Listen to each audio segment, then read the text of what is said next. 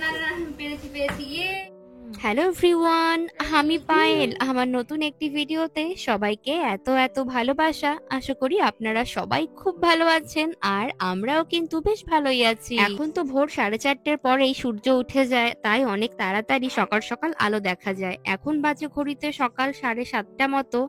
দেখুন এখনই কত রোদ্দুর উঠে গিয়েছে। সামনের সপ্তাহে জানেন একদম সপ্তাহভর বৃষ্টি রয়েছে, সেটা ভেবে আমরা যে মনে মনে কি আনন্দ পাচ্ছি। যাক, এই গরম শেষে হয়তো বৃষ্টি পড়লে একটু ঠান্ডা স্বস্তি পাবো। আজকে রান্না বান্নার অনেকটা জোগাড় যন্ত্রণা গতকাল রাতেই সেরে ফেলেছিলাম। ওই যে আগের দিন মনে আছে আঙুর ফার্মে গিয়ে আমরা যে কচু এনেছিলাম, সেই রাতেই ওই কচুগুলো ভালো মতো পরিষ্কার করে সিদ্ধ করে রেখেছিলাম, যাতে পরদিন সকালবেলা এই কচু বেছে রান্না করতে অনেক সময় অপচয় না হয়। এখন তো অনেকটাই সকাল, তাই মিহি ওদিকে ঘুমোচ্ছে, আর ওর ঘুমানোর ফাঁকে আমি প্রত্যেকদিন যেমন করি আপনারা জানেন যে ওর ঘুম থাকা অবস্থায় আমি রান্না বান্না সেরে ফেলি। তাই চলে এসেছি রান্নাঘরে। প্রথমে কচুটাকে রান্না করে নেব। এই কচু শাক আমাদের এখানে তেমন তো পাওয়া যায় না, আর বিদেশে এলে দেশি যে কোনো সাধারণ জিনিস হয়ে যায় অমূল্য রত্ন। আসলে অতি সাধারণ যে কোনো বস্তুও কিন্তু মানুষ যখন না পায় তখন তার কাছে হয়ে যায় সেটা ভীষণ শখের। যাই হোক, এই কচু শাক রান্নার জন্য ইলিশ মাছের মাথা হলে বেশ ভালো হতো, তবে বাড়িতে ইলিশ মাছের মাথা নেই। আর এই কচু শাক যেহেতু একদম তরতাজা ভাবে আনা হয়েছে, একে ওই ফ্রোজেন করে বা ফ্রিজ করে খেতে চাই না। যদি তাই হয় তবে বাজারের ওই ফ্রোজেন শাকসবজির থেকে আর কি আলাদা রইলো। তাই বাড়িতে যা ছিল সেটা দিয়েই রান্না করব। একটু চিংড়ি মাছ ছিল, ইলিশের বদলে আজ না হয় চিংড়ি দিয়েই কচু শাক হয়ে যাক। আরও একটু রান্না করব সয়াবিন। তো সয়াবিনগুলোকে আমি প্রথমে একটু গরম জলে সিদ্ধ করে নেব। এই সয়াবিনগুলো জানেন আমাদের প্রত্যেক দিনের যে সয়াবিন আমরা দেশে খেতাম, ওই যে নিউট্রেলার সয়াবিন, তার থেকে অনেকটাই আলাদা। যেমনটা আগেও আপনাদেরকে বলেছি, একটু গোল গোল ডিম্বাকৃতি টাইপের। যাই হোক, এদিকে দেখুন কচু শাকগুলো প্রায় হয়ে এসেছে। কাটা বাছা থাকলে অত সময় লাগে না রান্না। যাই হোক, নুন হলুদ দিয়ে ভেজে রাখা চিংড়ি মাছগুলো এখন শাকের সঙ্গে মিশিয়ে দিই, চলুন।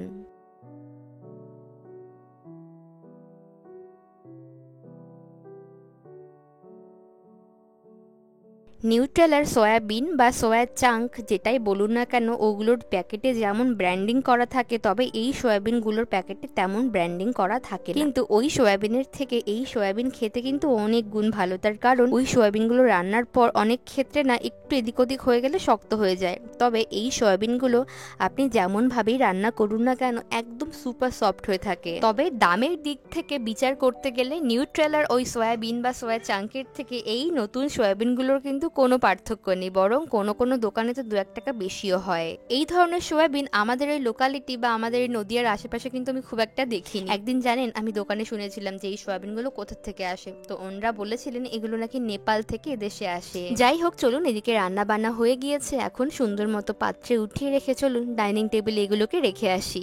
9:20-র মধ্যে সমস্ত কাজ হয়ে গিয়েছে। ওই স্নান করা, পুজো দেয়া, ঘর গোছানো থেকে শুরু করে রান্নাঘর পরিষ্কার, সোনার জামা কাপড় কাচা। তো অর্ধেক স্নান করতে গিয়ে খেয়াল করলাম কান্নার আওয়াজ। ও মা, একবার কান্না শুরু করলে আর থামাথামি নেই। মানে কোনো রকম আমি জামাটা পরে, দেখুন সিঁদুর টিঁদুর কিছুই, মুখে ক্রিমও মাখিনি, সোজা চলে এসেছি ওর কাছে, দিয়ে খাওয়ালাম। তবে এতটা না, এই যে এতটা পরিমাণ এখনো বাকি রয়েছে। ঘুমিয়ে পড়লো, অনেক চেষ্টা করলাম খাওয়ানোর, তা খেলো না।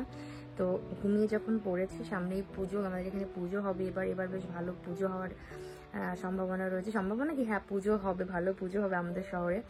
তো আমি যেরকম আমার মুখের স্কিন কেয়ার করবো বা যত্ন করবো নিজেকে, তেমনি আমার সোনাও তো করবে। তো ও না, ওর নখ দিয়ে মুখে হ্যাচড় দিয়ে অনেক সময় দাগ হয়ে যায় বা কেটে যায়, তো তার কারণে স্কিনটা অনেক ডাল দেখতে লাগে, অতটা সুন্দর লাগে না, মানে একটা খুঁত থাকলে যেমন হয় আর কি।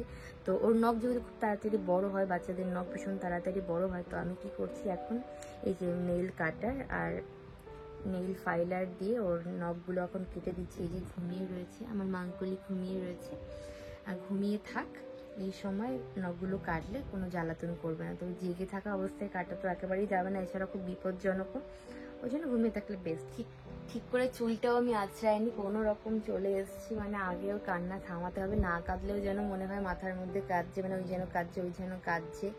ইভেন আমরা গতকাল ঘুরতে গিয়েছিলাম, ঘুরতে গিয়েও খাচ্ছিলাম, খেতে খেতে আমার মনে হচ্ছিল যে এই বুঝি কেঁদে উঠলো, এই বুঝি কেঁদে উঠলো। খাবার এত গরম ছিল, তাড়াতাড়ি করে খাওয়া যাচ্ছিল না। তো হ্যাঁ, লাস্টের দিকে সেই কান্নাই করেছিল। আমি অর্ধেক খাওয়া রেখে কাঞ্চন বাইরে নিয়ে গেল, তারপরে আমি অর্ধেক আবার খেয়ে নিলাম, দিয়ে ওকে গাড়ির মধ্যে গিয়ে ফিট করিয়েছিলাম। যাকে সেটা অন্য কথা। তো এখন চলুন আমি এই নেইল ফাইলার আর নেইল কাটার দিয়ে ওর নখগুলো এখন কেটে দিই।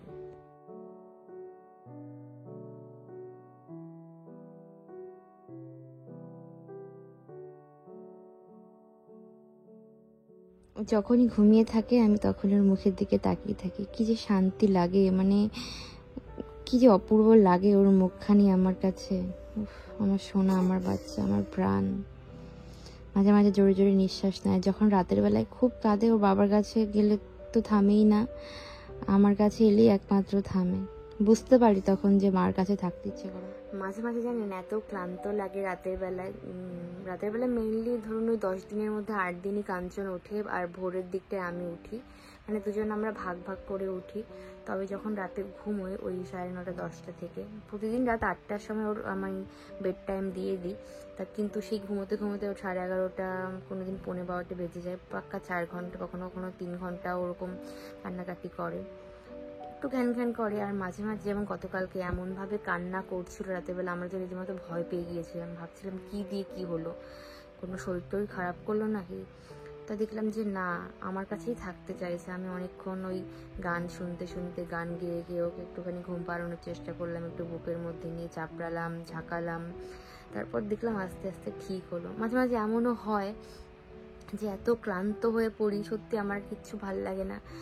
একা বিদেশে একটা বাচ্চা মানুষ করা খুব চাপের, জানেন তো, ভীষণ চাপের। তারপর খুব কষ্ট তো হয়, তবে রাগ করি না, কারণ ওর মুখের দিকে তাকিয়ে ভাবি যে এত বড় হয়ে গিয়েছি, জীবনের তো কতগুলো দিন পেরিয়ে এলাম। তো এখনো আমার মায়ের জন্য আমার মন কাঁদে, যেন মনে হয় মায়ের কোলে মাথা দিয়ে ঘুমিয়ে থাকি। মায়ের কোলে গেলে কি শান্তি, মায়ের কাছে গেলে ভীষণ ভালো লাগে আর কি, আমাদের প্রত্যেক সন্তানেরই। ওর ব্যাপারটা তো তাই, মার কাছে থাকতে কান্না ভালো লাগে। তো তখন আমি ওকে বলি, হ্যাঁ শোনা, হ্যাঁ আমি বুঝতে পেরেছি তুমি আমার সঙ্গে থাকতে চাও, তুমি মাকে ভালোবাসো, আমি বুঝি মার কাছে থাকতে কার না ভালো লাগে, তুমিও থাকো। ওই জন্য ভেবে আর রাগ করি না। একটু কষ্ট হয়, কোমর ব্যথা করে, পিঠের দিকটা ব্যথা করে, কোলে নিয়ে রাখলে যেমন হয় আর কি। কালকে তো ভাতটাও খেতে পারিনি রাতের বেলা, আমি অর্ধেক খেয়ে হাতে এঁটো নিয়ে ওই এঁটো হাতে ওকে আমি বুক চাপড়াচ্ছি, আর কাঞ্চন সামনে থেকে ওকেও সান্ত্বনা দিচ্ছে, কারণ ওর কোলে যাবে না, আমার কোলেই থাকবে, এরকম একটা ব্যাপার। তারপর খেয়ে উঠলাম, কাঞ্চন বাসন টাসন সব ধুয়ে দিল। এইভাবেই চলে আমাদের জীবন।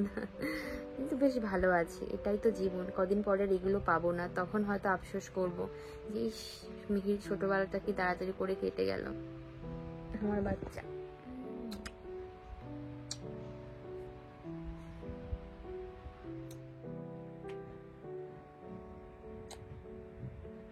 বেলা এখন 12:30 মতো বাজে। ওদিকে যেমনটি দেখলেন মিহি ঘুমিয়ে পড়েছে, ওকে ঘুম পাড়িয়ে রেখে এসে আমি এদিকে আমার হাতের কয়েকটা এক্সট্রা কাজ ছাড়লাম, পুজো দিয়ে এখন এসেছি রান্নাঘরে। যখনই কচু শাকটা রান্না করছিলাম ভাবছিলাম কতক্ষণে একটু গরম ভাতের সাথে মেখে চেখে দেখবো কেমন স্বাদ। কতদিন এরকম টাটকা তাজা কচু শাক খাইনি বলুন। আর রান্না হয়েছেও শাকটা একেবারে দুর্দান্ত। কচুর গোড়া, ডগা, পাতা সবকিছু একসঙ্গে মিশিয়ে রান্নার ফলে একটা আঠালো আঠালো ব্যাপার এসেছে, ঠিক ওই দেশে মায়েরা যেমন রান্না করে ওই রকম।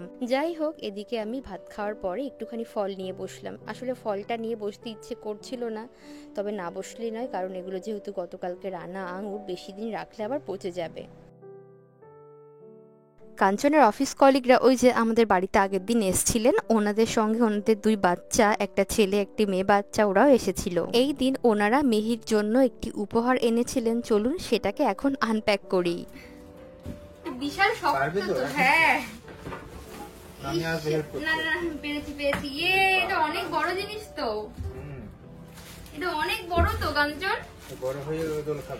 ওর পাপার অফিস থেকে আশীর্বাদ স্বরূপ মিহি অনেক উপহারই পেয়েছে, তবে সবটা হয়তো অমন ভাবে খুলে এক জায়গায় জড়ো করে আপনাদেরকে দেখানো হয়নি। কষ্টে সেট করলাম গো কাঞ্চন, একটুখানি অস্থির হলে হবে না, এইসব জিনিস করতে এসে অস্থির হলে হবে না। এইটুকুনি করলাম। এই ব্যাপারটা না একদম সহজ আর কি।